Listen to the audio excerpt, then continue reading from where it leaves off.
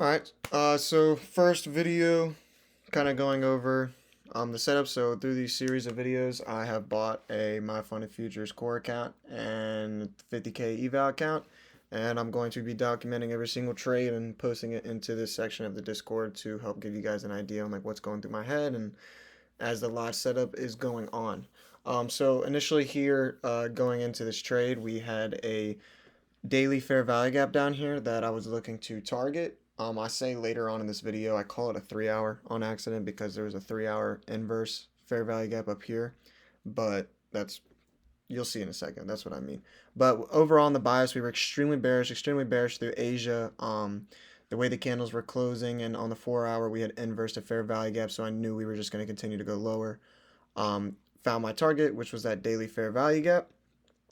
What drawed my eyes is I saw this first reaction here, and then I saw the liquidity sweep there. So the first reaction was here.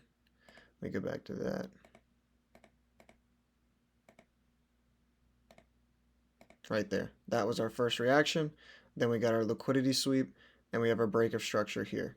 Now let me go further into the video. So this is where I talk about, or how I messed up and typed in 3 hour fair value gap, but I meant the daily.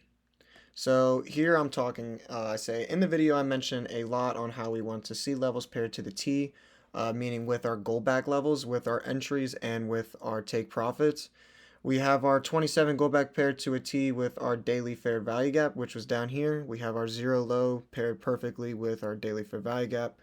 You also want to see, your fair value gaps, your inverse fair value gaps paired perfect here with these levels. And if you're using order blocks or rejection blocks up here for your entries, then I would just focus on the CEs and just go off of the CE. That's it. But for me, I only use fair value gap and inverse fair value gaps. So what kind of confirmed what we were, so if you look here, this is where that daily fair value gap is right here. This daily that's paired up.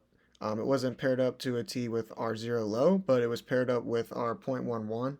And what I talk about with our, because we have certain setups throughout the day depending on the session with the Slingshot, New York AM and New York PM, we're using our 81 gold back for entry, and then Asia, we're using our 27. So right here, if we continue to go forward, where is it at where I bring in the 81? So right here, I label off everything that we have, right? We have our first reaction, this right here, the engineered liquidity, and then we have our liquidity sweep. We have our break of structure right here, boom. And then we have our gold back level pair, which was our 27 here and our 27 down here. And we have a strong bias that goes with our trade, which was the PD array down here, the daily fair value gap that we needed to fill. Now right here, this is where you guys, and this is a kind of a big thing that I guys want you to pick up on, is the whole point is a slingshot, right? Like this is the name of the strategy, slingshot. So what does it do right here? Right here, it's pulling back, slingshotting. This is the 81 gold back right here. So this is why the levels, the 0.11s are up here. So this 81 right here is giving us a slingshot and strong pull down. So when I saw this reaction, this really, really true, precise, like look how precise it is. Like it's a gold back indicator, and this indicator is giving us levels like this that are reacting. This is insane. So we had a really, really strong reaction here. We had the whole setup, the whole, I guess, A+ strategy. We had the first reaction, liquidity sweep, break of structure, extremely strong reaction off our 81 top that really confirmed that we were going to go down more. And then, obviously, we used our 27 to give us the entry point, and we got entered in here. And if we watch this trade play out, and I said up here, once we close past EQ, I'll go break even. So once a candle closes past equilibrium, then I would move my stop loss down to break even right here. That's only on Asia, just because Asia's a lot more slow moving and it's not risking that much, and it's going to chop around a lot more. But New York AM and New York PM, I would bring my stop to break even almost pretty instantly once you got into profit, once you had created a new low and all that. And if you look here, so this is where I got just screwed. Look at that. I get Took it out for profit. Boom. I'm like, oh, I'm like, dude, great first start to our recording and documentation of this slingshot strategy. And I go in here, I don't know why, I was typing in bed. I was recording this while watching a TV show with my girlfriend. And sitting here, get tapped in, I mean, get exited out. I'm like, hell yeah, I'm about to type in right here in this text box, bang. But my computer clicks this button and then for some reason decides to enter me in for a long and takes 200 of my profit away.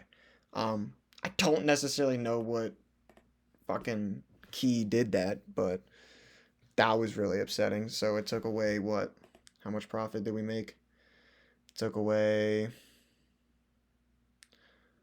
what about $500 and it took away 200 profit. The account is at 50,000, like 300 something profit. Here. I will upload the screenshot for you guys. But yeah, that was it. We had our up here we had the first reaction, liquidity sweep, break of structure, really, really violent price movement. This strategy works the best with continuations, and this is exactly what we had, a really strong continuation. Um, Through the chop previous of that. I sat through it, was really patient, just because of the fact that we just broken past on the 45 minute. So if you want to go back to this time, this is 1 a.m. on January 8th, Eastern Standard Time. So this is where it was at. This is a pretty good start to the documentation. Hopefully we get to this payout pretty quickly. Normally, if I was on a funded, I would not trade tomorrow morning, but I will be looking for setups tomorrow morning.